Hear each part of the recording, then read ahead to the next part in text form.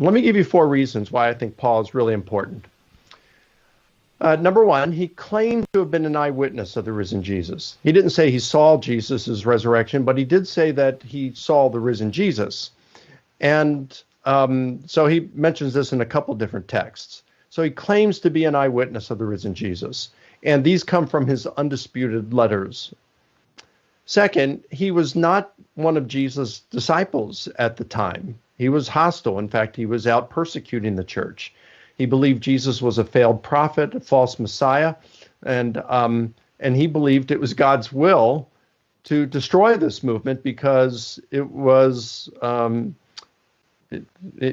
just a bad part, a sect of Judaism that had gone astray. And so he was out to persecute the church. And it was at that time that he claims to have had an experience that he interpreted as the risen Jesus appearing to him. Third, what he reports is quite early, within 15 to 27 years of Jesus' crucifixion. And I get that from saying, as most scholars would say, Jesus was crucified in either April of 30 or April of 33. And then I'm giving dates here on where most scholars think a number of these letters of Paul's, to which I would appeal, when they were written. And so we're looking at somewhere between 15 and 27 years after Jesus' crucifixion. Paul's writing these letters, which is relatively early.